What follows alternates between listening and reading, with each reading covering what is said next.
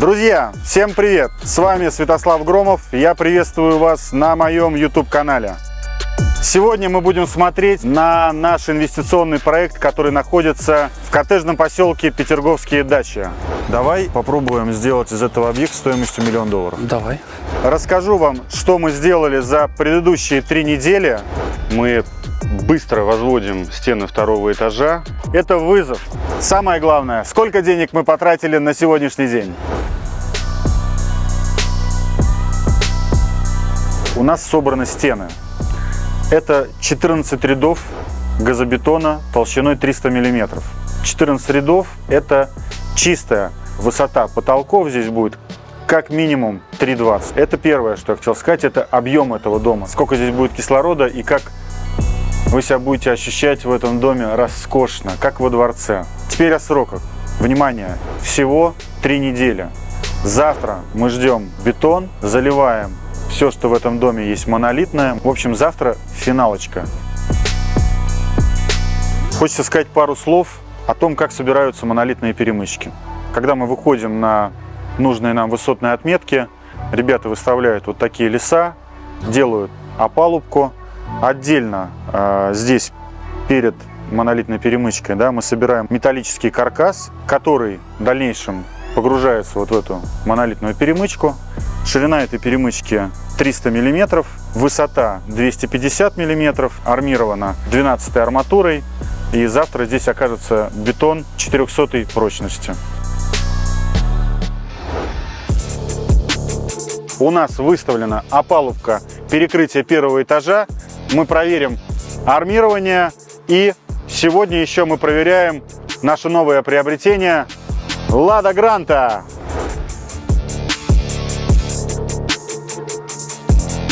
Вы помните Камилу по прошлой серии. И вот в этой серии у нас такое событие в компании. Мы приобрели вот такого черного ястреба специально для Камилы. Камил, я тебя поздравляю. Спасибо. С твоей вот такой обновкой. Ты уже покатался недельку. Какие у тебя ощущения? Мне все нормально сейчас. Едет 200 даже. Я скорость. Ну а приобрели мы этот автомобиль для того, чтобы наш сотрудник, который руководит стройками на всех объектах, чтобы он мог быстро и эффективно между ними передвигаться. Здесь кузов лифтбэк. Это значит, что чего-нибудь можно еще и с собой захватить, привезти. Сам ты что думаешь? Как вместительность автомобиля? Отлично. У нас сегодня происходит такой важный момент в строительстве. Мы заливаем перекрытие первого этажа. Делаем это, как обычно, на 2 объектах, для того, чтобы оптимизировать расходы на бетононасосы, в принципе, расходы по времени. У нас заказано сегодня 64 кубометра бетона. Заливаем армопояса, заливаем перекрытие. Самый главный вопрос, который может интересовать наших зрителей: сколько же времени нужно для того, чтобы подготовить монолитное перекрытие к укладке бетона? Сколько дней уходит на опалубку и армирование? Грубо говоря, недели. Вот 5-7 дней, и у тебя стоит опалубка, 2 ряда армирования. Потом 1 день мы тратим на то, чтобы получить бетон, и потом пауза. Пауза ждем, чтобы высохло бетон неделя. Дальше мы не убираем стойки, которые держат перекрытие. Мы немножко нагружаем перекрытие новыми поддонами с газобетоном и начинаем строить второй этаж. Теперь самый важный момент: сколько времени потребуется, чтобы залить 2 перекрытия по 150 квадратов. 2 часа потребуется. То есть, если мы получаем бетон, нет никаких пауз, то за 2 часа ты все зальешь. Все, заливаем. Давай, 2 часа. Так, идем проверять армирование перекрытия. Ничего не хрустнуло подо мной, это вам просто показалось. Вань, за экстрим надо доплачивать. Я все-таки на 50 килограмм больше. Мы находимся на перекрытии первого этажа нашего дома. У нас выставлена опалубка из фанеры. На нее мы сделали армирование из 2 сеток арматуры. Здесь мы можем увидеть вот такие лягушки, как мы в первой серии гнули. В какую сторону-то, ё-моё. Как это сейчас доделать? Вот здесь такие же лягушки, только они сделаны чуть меньше высоты. Толщина перекрытия у нас 180 мм, 2 защитных слоя по 30 мм. Ну, соответственно, и высота лягушки получилась здесь меньше. Есть такой вот прием, который мы используем на своих объектах. Это не ноу-хау и не новость, но нам так удобно. В качестве опалубки внешней мы используем блок газобетона. Это блок толщиной 100 мм, который является опалубкой и теплоизоляцией нашего монолитного перекрытия. В этом перекрытии есть несколько технических отверстий. В нашем доме будет камин, будут идти коммуникации с первого этажа на второй, поэтому мы делаем вот такие коробки, в которых внутри нет армирования, туда не заливается бетон, это будет просто проем в перекрытии. Кроме отверстий, которые выполняют такую техническую функцию для дымоходов, труб, мы еще оставили проем, который будет служить нам лестничным проемом. В следующий раз мы будем заливать перекрытие второго этажа, и одновременно с ним мы зальем двухмаршевую бетонную лестницу. Что такое двухмаршевая бетонная лестница? Максимально удобная лестница, которая имеет два марша. Марш вверх, поворотная площадка и еще один марш вверх. Все.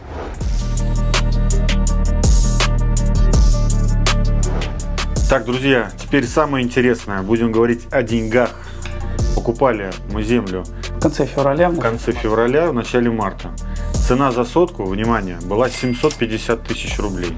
Сейчас мы смотрим на сайте, цена 900 тысяч рублей. Заработали 20% за полгода, что в переводе в годовом исчислении будет уже 40%, просто выгодно купив зимой участок в петерговских дачах. Дальше о цифрах. У нас был там небольшой нежданчик в виде отвратительного просто грунта на участке, который нам пришлось весь оттуда вывести. Вывезли мы, на мою память, по-моему, 2500 кубов с двух участков.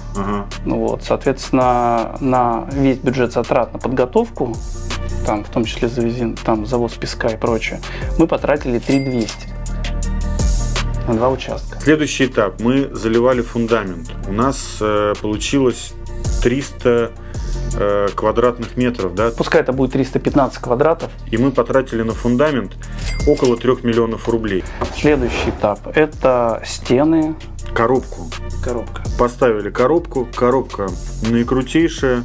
Но я считаю, что в доме должны быть монолитные перекрытия, которые делаются по отдельным чертежам и которые заливаются хорошим прочным бетоном. Мы потратили на это примерно 4700. Ну вот, подведя итог, на сегодняшний день расходов вместе с участком, да, или давай участок отдельно, а стройка отдельно. 9300. 9300 это прямые расходы на строительство, и участок 10750. 10750, да. То есть на текущий момент мы потратили, 20 миллионов. грубо говоря, да, 20 миллионов рублей. Наш путь в высокие инвестиции, он долгий, сложный, тернистый. Так, друзья, наша новая рубрика «Как это сделано?». И сегодня мы на бетонном заводе. В нашей серии «Петерговские дачи» мы вылили кучу бетона, заливали перекрытия, заливали колонны, какие-то перемычки, плиты лили. В общем, сегодня мы покажем, как этот бетон делается. Друзья, Альберт – это собственник 3 бетонных заводов. Сейчас мы находимся на заводе, который на Таллинском шоссе. И сейчас мы покажем вам, как делается настоящий бетон. Альберт, давай обо всем по порядку. При въезде меня лично удивили горы щебня, песка. Внушительного размера, да. Это склад уличного хранения нерудных материалов, песка, щебня. Бетонная составляющая. В данном случае щебень фракции 520 и песок морской. После чего он берет материалы, загребает в ковш и везет их непосредственно уже в бункер, На загрузку в бункер. Да, где они отогреваются через парогенератор. Это вот парогенератор, и здесь его снизу немножко. Здесь он просто работает на повал и просто все обогревает. Да, но чтобы бетонная смесь была теплая, это очень важно, зимнее строительство. То есть зимний бетон, он чуть-чуть дороже в самой себестоимости получается, он да? очень дороже Плюс получается. противоморозные добавки. Да, да. Ответь, пожалуйста, на вопрос. Противоморозная добавка, она чтобы бетон привести или для того, чтобы он, как говорится, имел возможность созреть, не замерзая уже. Я бы так сказал, иллюзий строить на то, что она там обогреет тебе в конструктиве без прогрева, ставить не надо точно. В любом случае, это больше транспортировочная добавка, чтобы он доехал от завода до объекта, чтобы он выгрузился, перегрузился, через бетоннасос прокачался. Она двухкомпонентная, она идет как незамерзайка и как ускоритель набора прочности. То есть, но все это работает, когда есть тепло. Когда ты залил конструкцию и условно там накрыл ее просто чем-то, либо даже вообще не накрыл, и просто ушел, сказал мне там по МД минус 20, ничего из этого не будет работать абсолютно. Мы заливали лестницу, маленькая поставка, но она была необходима. Морозы стоят и так далее. Мы сделали тент, поставили 2 дизельные пушки и 3 суток, на самом деле. Это вот то, что надо. На 2-3 суток, когда бетон ведет активную набор, ну, когда происходит активный набор прочности, после 3 дней ты уже можешь все снимать, но условно накрывать, пушки выключать, и уже он будет добирать. Если ты не поставил пушки, он у тебя замерзнет, процесс набора прочности будет происходить без обогрева, максимально горизонтальный. То есть он наберет там через 5 месяцев, через 6 месяцев, но ожидать на 28 сутки какую-то прочность точно не стоит. Здесь как пульт управления, да, на котором он понимает, где загрузка, сколько поступило. Он получает от диспетчера информацию. Приехала машина, допустим, там МАН 575. Он увидел информацию, грузим в нее там 10 кубов B25 бетона. Он все полностью взвешивает на весах, здесь полностью все везде автоматика. Так, ежедневная нагрузка в среднем там порядка 600-800 кубов в день. 600-800 кубов в день. То есть она молотит просто безостановочно. Безостановочно. Мы когда производим бетонную смесь, вот она сейчас упала в миксер, после этого ты вот видишь, что идет лазер. Он цепляет и показывает, сколько у тебя температура. Ну, в данном случае 13 градусов, потому что я сейчас снег зацепил, а так именно возле бочки у тебя покажет, там должно порядка 15-16 градусов будет бетон. С учетом того, что сейчас на улице у нас с тобой там минус 5, то смесь бетона должна выходить плюс 15. Святослав, смотри, мы сейчас находимся в лаборатории. Здесь происходит все колдовство, что связано с бетоном, с рецептами, с его прочностью, с его взаимодействием в целом. Здесь ежедневно работает лаборатория, заливает образцы раствора, бетона, после чего они отправляются в шкаф. Здесь хранятся на 7 суток, на 28 суток они уже потом испытываются. Альберт, я бы хотел что-то сломать на твоем заводе. Я так понимаю, что можно сломать бетон. Я никогда еще не ломал бетон, ну, в таком прямом прям смысле слова. Испытаем на прочность и на сжатие. Все как в жизни, да? Жизнь нас испытывает на прочность, на сжатие. А мы испытаем этот бетон на прочность, на сжатие. Руководи. Кнопочку play. Play. Здесь происходит нагрузка и время. После этого будет понятно, сколько он выдал мегапаскалей, чтобы перевести это в класс бетона. Вот, все, начал трещать.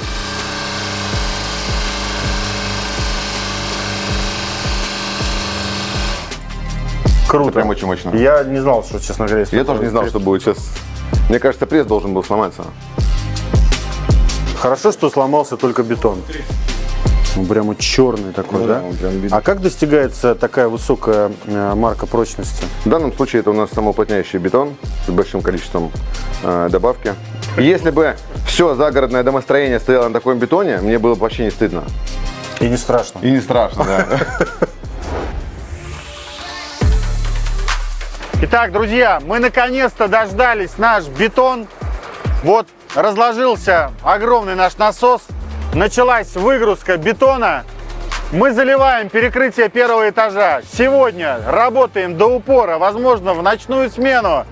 Но мы сделаем это. Мы сделаем это, потому что мы всем обещали, а мы свои обещания выполняем.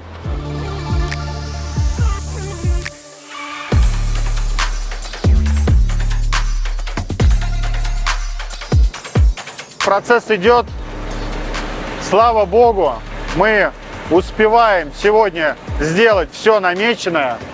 Бетон начинает выгружаться в насос, и уже начинается процесс заливки монолитного перекрытия на наших обалденных домах.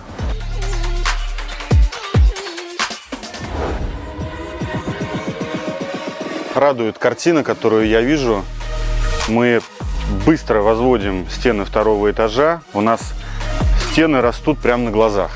Вот, пойдем посмотрим. Выложили газобетон до уровня перемычек над окнами. У нас, кстати, есть такой специальный инструмент. на объекты, на дома из газобетона мы привозим вот такие рохлы складские для того, чтобы развозить поддоны с газобетоном по этажу. У нас приезжает кран, мы ставим поддоны, значит, ну, куда это возможно поставить краном, и дальше ребята рохлы разводят уже по удобным местам. Вот такая вот автоматизация или механизация, как это назвать.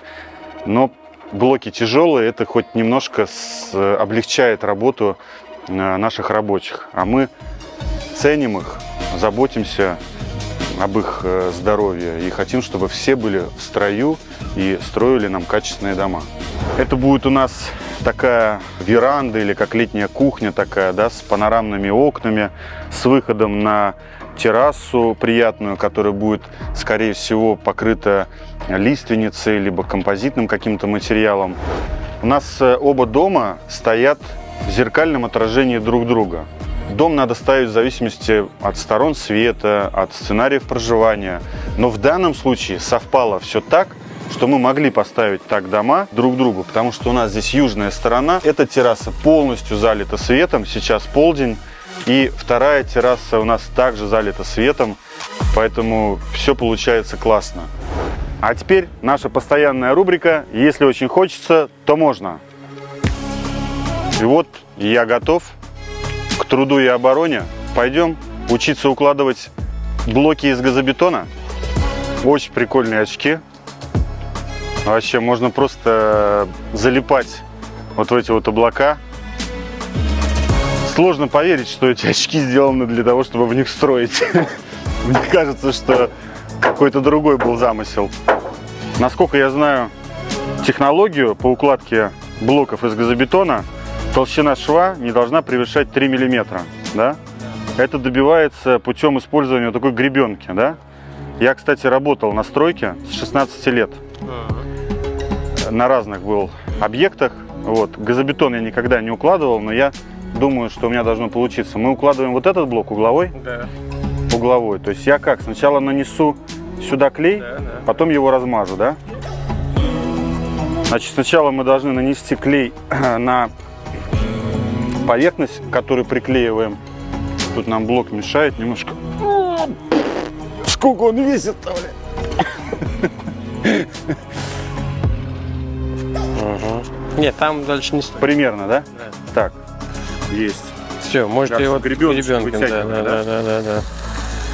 О, еще один раз вот отсюда. Правильно. Угу. Все правильно. Видишь? Замечательно. Руки помнят. Давай, беру блок. Оп. На какой угол? Наверное, на внешний, да? О, все. Кладем. Кияночка есть? Да, вот там. Кияночку можно подбить немножко. Ага. Ну, нормально, в Есть? принципе. Да. С этой стороны есть. А сверху, да, тоже надо немножко? Вот так можно посмотреть, да. Отлично. Так. Ну, в принципе, нормально. Слушай, а сколько вот один человек кубов или блоков в день может уложить 300-го газобетона? Один поддон. Один поддон человек, да? В поддоне 2 куба почти. Около 2 кубов на человека в день. Такая норма, да, у тебя по бригаде? А если поштучно посчитать, не знаешь? Штучная 40 штук. 40 штук. В одном поддоне. То есть около 80 штук в день можно положить таких блоков. Мужики, вы реальная мощь, потому что это нелегкий труд. Я уважаю всегда всех, кто у меня работает, и всех, кто выполняет такую сложную работу. Ну что, друзья, наша рубрика «Если очень хочется, то можно» завершается на этом. Что по этапам? Доделываем стены 2-го этажа. Зальем перекрытие, спокойно придем, здесь подразберем то, что нам надо, поставим опалубку, и в этих 2 домах будет уже у нас монолитные залитые лестничные марши. Чем это хорошо? Но это снимает большую часть финансовой нагрузки по строительству лестниц. Лестницы вообще очень дорогие изделия. То есть иногда стоимость лестниц в домах достигает там 1 000 000 рублей, 1,5 миллиона рублей. Но наша Монолитная лестница, она стоит недорого, а вот облицевать ее можно будет чем угодно потом. Хоть березой, хоть дубом, хоть каким-нибудь деревом из Африки. То есть это уже дальше на усмотрение наших дизайнеров. Главное, что мы готовим под эту основу. У нас делается армирование кладки газобетона. Установлена вот такая вот блок, который отсюда выглядит как обычный блок. На самом деле здесь пустота. Вот, видишь, туда рука ходит и выходит. Замечательно выходит. Туда положим арматуру, зальем бетон, и будет супер классная монолитная перемычка.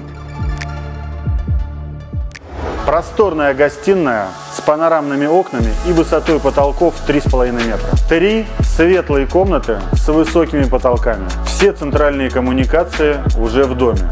Газовый котел, бойлер косвенного нагрева, теплые полы с автоматикой. 2 санузла. В одном душ, а во втором ванна в полный рост. 2 гардеробных. Одна при входе, вторая в коридоре. Наш дом состоит из 2 объемов. В одном 3 спальни, а в другом просторная кухня-гостиная. Хочешь купить квартиру в городе? Фатальная ошибка. Дом со всеми коммуникациями, чистовой отделкой под ключ, по цене однушки в городе. Для подписчиков канала скидка на этот дом с участком 300 тысяч. А также мы можем построить такой дом на вашем участке. Все контакты в описании. Так, друзья, мы опять в петерговских дачах. Посмотрите, у нас готова коробка. Сегодня мы видим уже завершенное строительство. Залили буквально позавчера монолитное перекрытие 2-го этажа. Мы считаем, что этот этап работ у нас закончен. Мы закончили и готовимся к монтажу кровли. Подсвечиваем вот как раз на таких разборах, понимая, держа, так скажем, руку на пульсе, да, вот на кончиках пальцев у нас вся ситуация сейчас. 20 у нас вложено, впереди нас ждет кровля. Цена по кровле вместе с материалами и работами примерно 4 миллиона рублей. И окна примерно 1,5 миллиона. Ну что, мы находимся на 2-м монолитном перекрытии наших шикарных 2 домов, которые мы строим на продажу. Мы поставили перед собой цель сделать объекты стоимостью $1 миллион. И что вы думаете? После того, как мы эту цель поставили, бакс вырос чуть ли не на 50%. Это вызов. То есть мы планировали, что это домовладение будет стоить 65, а на сегодняшний день доллар это уже 95. Ну что, будем вытягивать эту историю, будем еще внимательнее думать над отделкой этих домов, будем использовать качественные, крутые, современные материалы на крыше. Уже работает дизайнер, который планирует, какими будут внутренние помещения. В общем, все заинтересованы быстро, качественно создать уникальный продукт, за который будет не стыдно назначить цифру $1 миллион. Поэтому подписывайтесь на мой канал, чтобы не пропустить следующие серии, в которых вы узнаете, удастся ли нам реализовать проект стоимостью $1 миллион. Самый дешевый автомобиль на рынке, который сейчас можно приобрести, он абсолютно четко выполняет свои функции. Он у нас приобретен для того, чтобы на нем ездил наш строитель. Поэтому какие к нему могут быть еще требования? Короче, все это лирика. Самое главное — получать удовольствие от этой жизни и быть счастливым. В Гранте ты или в другом автомобиле. А вообще какая у вас машина обычно? Обычно? Да. Самый обычный Porsche.